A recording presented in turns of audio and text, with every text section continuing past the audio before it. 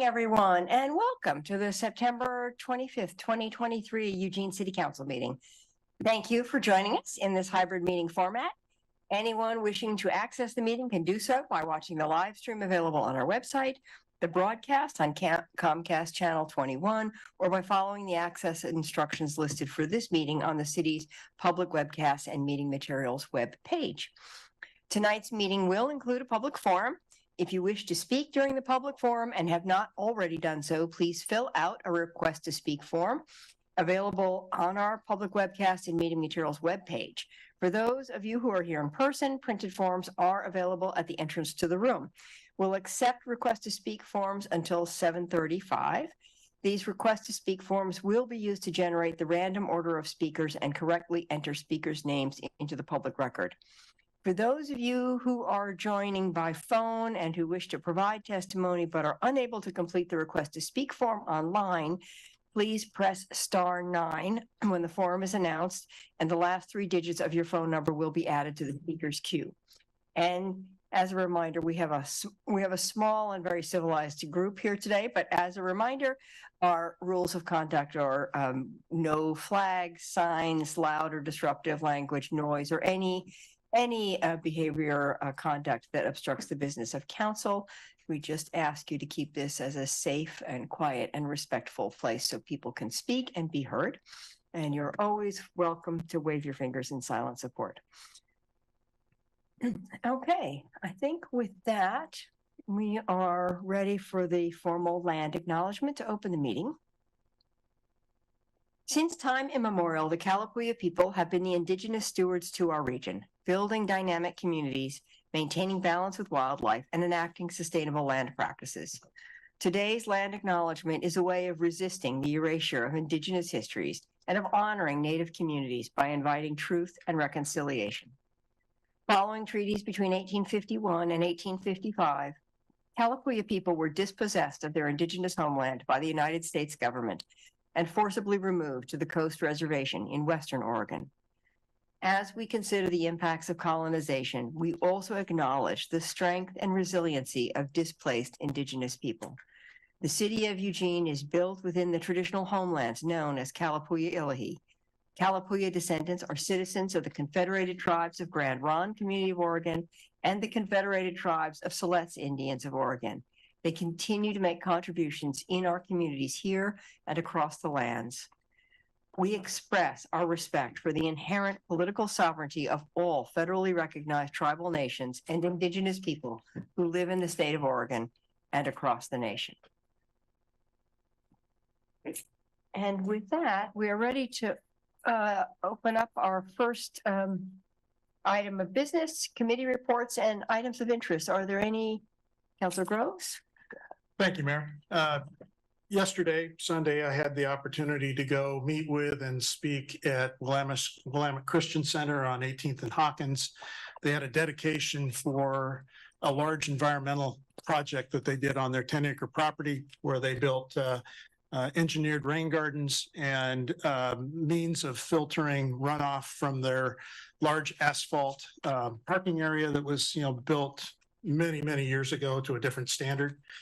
And this is great. It follows in line with some of the work the city is doing in creating natural ways of processing runoff from our streets and purifying the water before it goes into our stormwater system, into the Amazon, through the Long Tom Rivershed and out to the Willamette River. So I just wanted to compliment them on doing that. And they're very proud of the project. They were able to add in some LED lighting, and they've planted a number of trees throughout the parking lot that when they're fully grown will provide shade and help cool that area. So I'm hoping that that can be a model to other businesses and churches that have large parking lots to think about another way of helping us control what goes into our environment.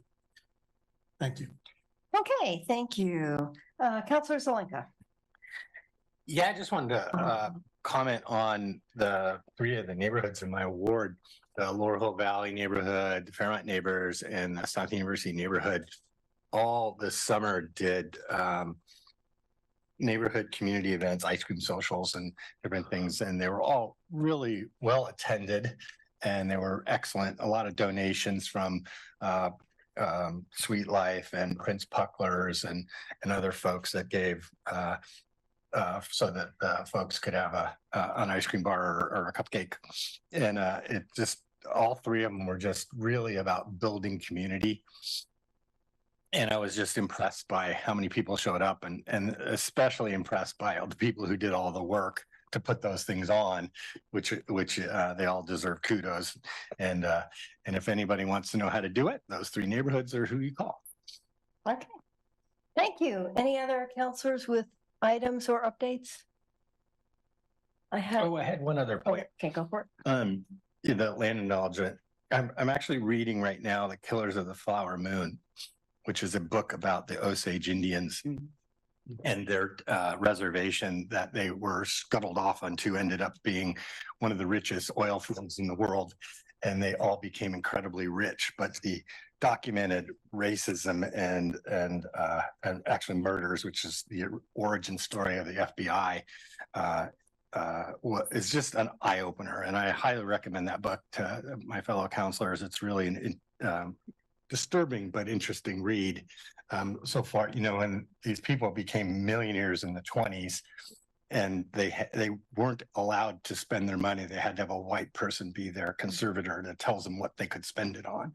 And they still were very wealthy, but it's a really an amazing book, and it's coming out. It's a Martin Scorsese movie with Robert De Niro and Leonardo DiCaprio coming out later in October. Right. Thank you. Thank you for that. Any other comments? Councilor Leach.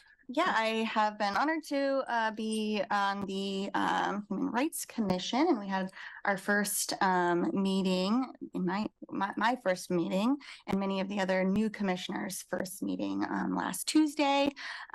We were able to vote in some sponsorships to some community organizations for some events, including Transponders, Mask Wear Aid, the Welcome Back Powwow at the University of Oregon, as well as endorse an AARP panel where I hope we'll have some folks in attendance. And so just wanted to say I'm excited to join the commission, and we're off to a great start.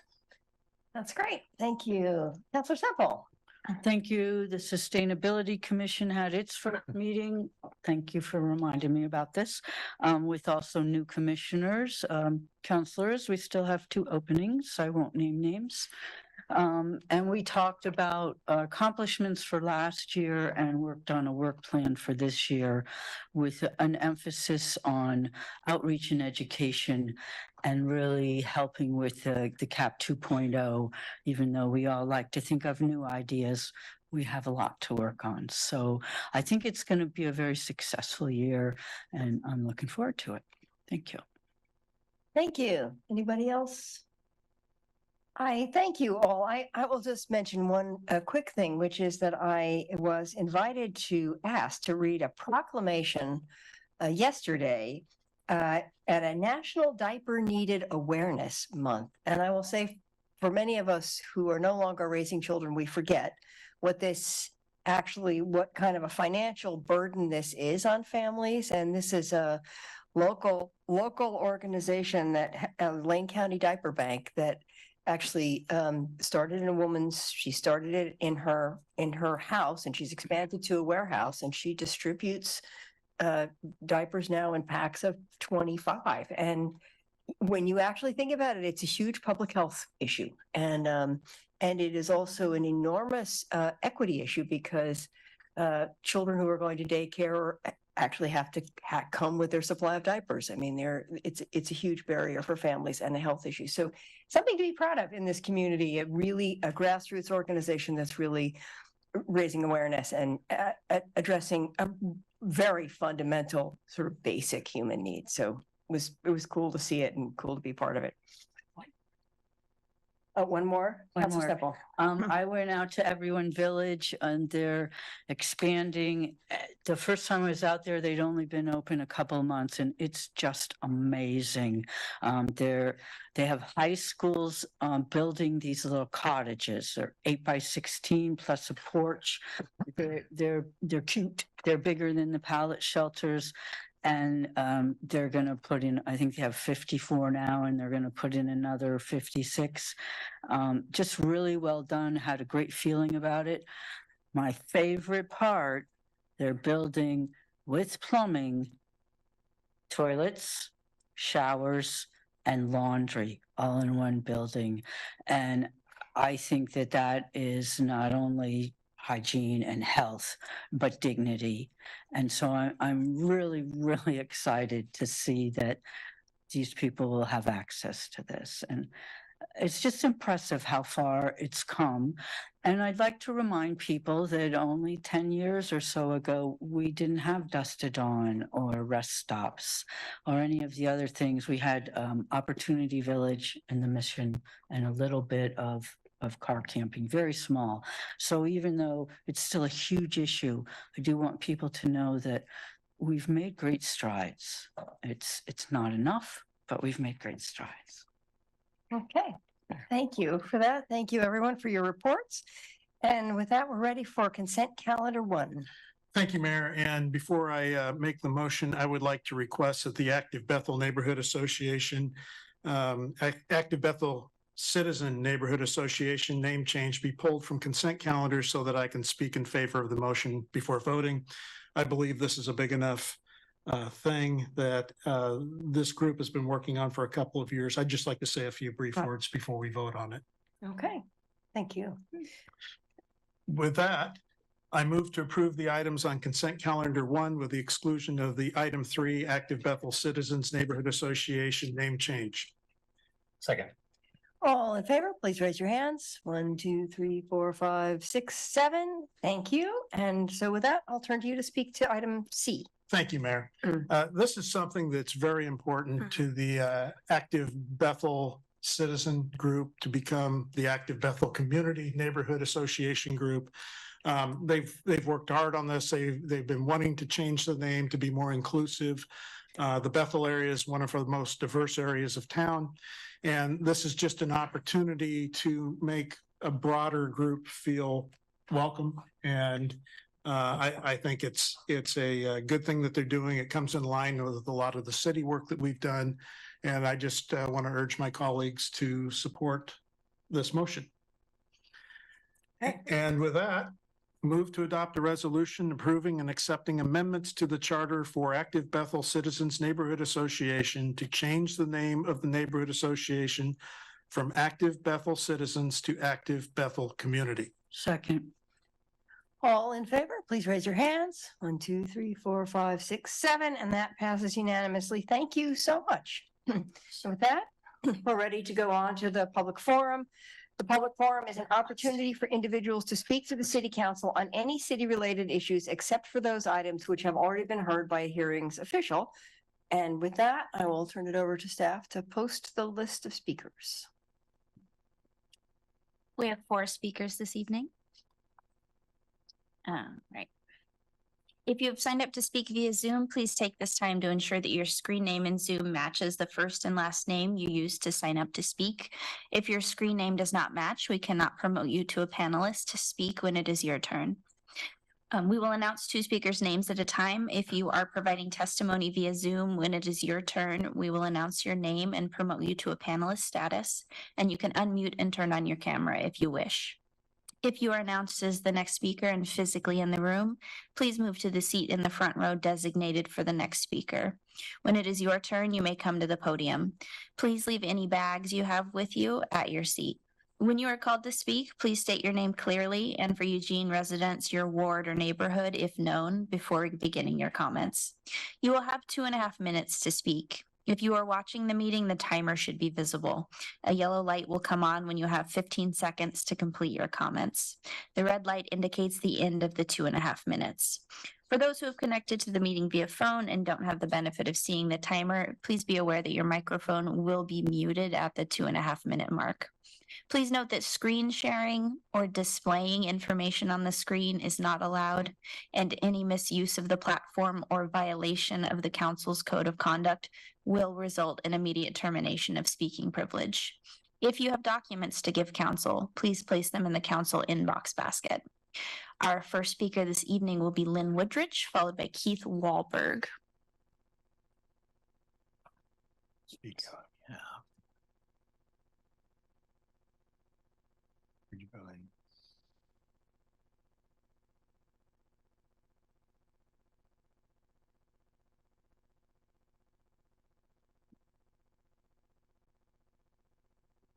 Oh, shit.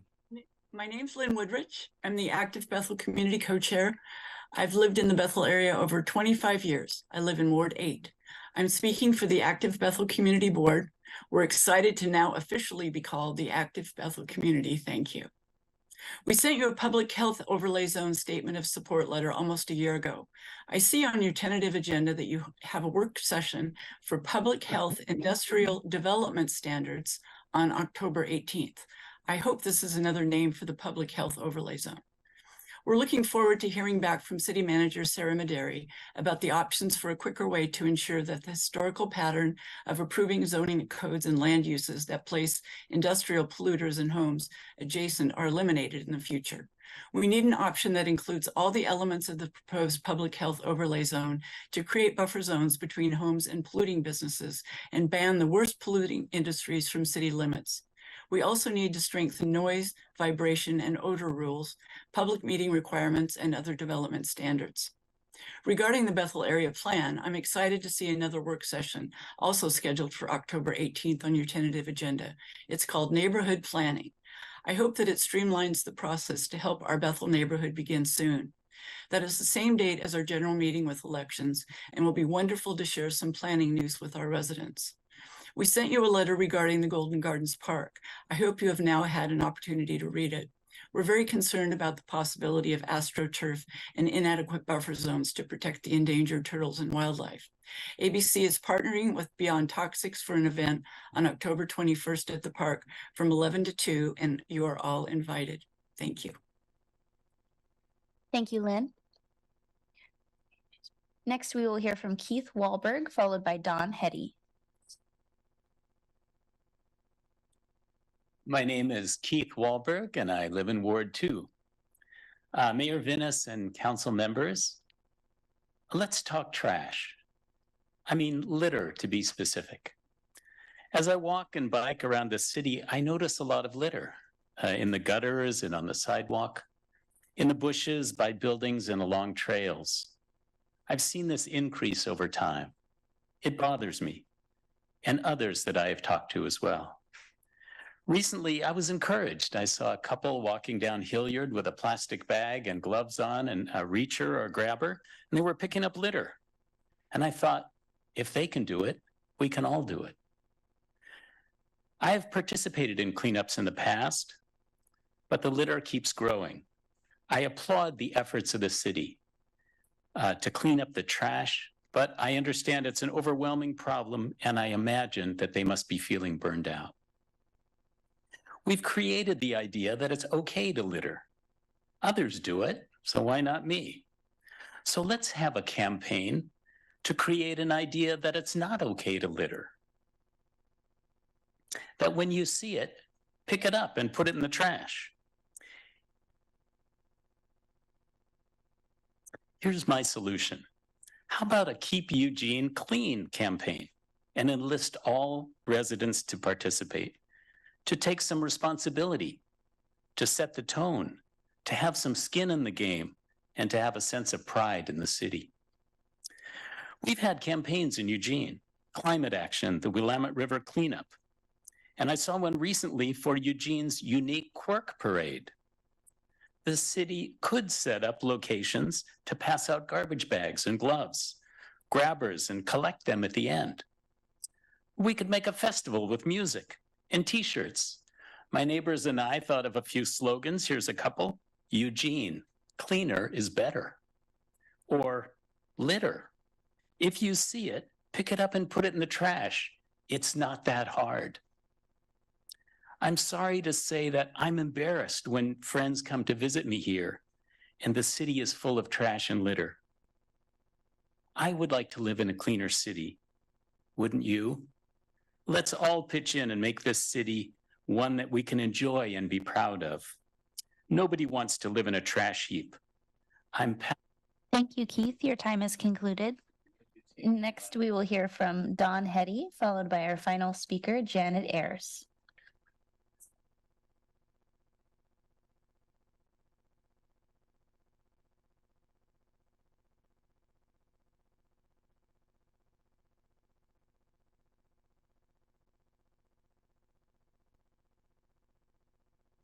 Good evening, Mayor, Council, staff, and folks online.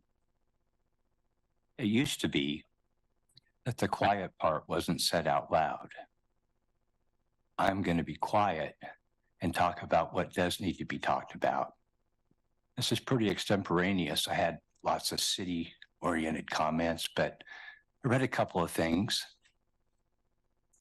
Since the 20s, are so much like the 1920s, I thought I'd invoke a little Will Rogers. It isn't what we don't know that gives us trouble. It's what we know that ain't so. I'm going to circle back to that. Just in my Instagram scam today, came across a child labor article. This really makes me emotional. That's why I chose to sit. You know, we've got things in our lexicon now like saw and forced birth. I used to run sanitation crews in large food processing plants. I can't believe that companies like Purdue and Tyson are maiming 13-year-olds in the states of Iowa and Virginia. Don't buy Tyson or Purdue chicken. We have some economic power. It's being exhibited now because strikers are getting back the 30% they lost over the last 20 years. Our current stalemate in Washington, which directly affects us, is 5 members, none of which should be there. And I'll name names. We know them: Santis, Luna, Oogle, Getz. I could go on. And we're going to have a shutdown. That's a 27% cut. They'll do it. Back to the say it ain't so. People will not participate in our democracy when they know they have no chance of making an improvement. Thank you. Thank you, Don. Our next speaker is Janet Ayers.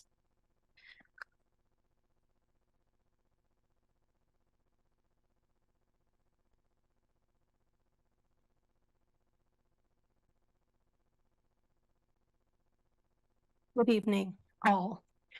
I'd like to preface my read with this statistical fact I just looked up. $15 million the county has spent to date on the homelessness issue. Another statistical fact. According to this report, Lane County has approximately 2,300, not 23,000, 2,300. I'm sure that those numbers may have changed in the 4 years that this has hit full storm. Since the COVID, I believe the city has gotten worse, especially in Whitaker, Ward 7, where I try to live. So with those numbers in mind, I like to read this. Earlier today, I pulled to the rear parking lot of the Atrium building less than a block from the mayor's office to do business with the city's permit office. As I was parking, broad daylight, I witnessed 2 male persons, I have a photograph, early 20s, selling drugs and doing drugs, causing me to fear getting out of my car. And as I left through the alley, if you're familiar with that back parking lot, the security guard had moved to the front. And I met with an employee pulling in with an employee vehicle, and I rolled my window down and asked her to report it to the office once she was able to get in. She expressed she is fearful of leaving. Now we're talking a block, less than a block from the mayor's office. Now I'm going to move to another piece. Whole Community News reported July 6, 2023, headlined, Eugene Mayor, Governor is a little blind and deaf to city homelessness challenges. Followed with the September 11th, 2023 headlined, Oregon mayors to try again on direct funding for homelessness. I believe August 20th, Whole Community News also reported the city's inability to account for nearly $1.97 billion. Thank you, Janet. Your time has concluded. Mayor, that was our final speaker for the public forum this evening. Thank you. Thank you. Thank you. Janet, happy to talk to you afterwards. Thank you very much for your testimony. And thank you to all of you. And I have Councilor Semple wanting to speak, so go ahead. Thank you, Mr. Wolberg. I'm sorry I didn't write down your first name. I absolutely agree with you. There's too much litter and it's getting worse, and we're all going to need to help. I'm really excited by your enthusiasm and your ideas for getting us all on board. I'd like to share with you, there's a website called Adopt One Block. If you go to it and sign up for one, they won't let you sign up for more than 2 blocks. They send you a bucket, a grabber, a pair of gloves, a sharps container. And if you want to, you can keep track on their website of your garbage pickups. So I encourage everybody to go to Adopt One Block, get your equipment, and start cleaning up your blocks. Thank you. Thank you. It's very helpful too. Any other comments from counselors on anything you heard in the public forum? I just wanted to thank Lynn Woodridge also for speaking, and yes, indeed, the work session on the 18th. Is that right? If I got the date right? October 18th. October 18th is in fact looking at development standards in response to the public health overlay zone request. So yes, that's coming. And Don Hetty, I did read the same. I've read the same New York Times article about the immigrant, the immigrant children coming across and then getting hired in the chicken factory is pretty alarming. So yeah, thank you for commenting on that. Janet, happy to talk to you afterwards. And any other comments? All right, with that, we are finished with the forum and we're ready for consent calendar 2. My glasses away. Move to approve the item on consent calendar 2. Guess that I didn't need them. Hey, all in favor, please raise your hands. 1, 2, 3, 4, 5, 6, 7. That passes. And with that, we are adjourned. Thank you all very much.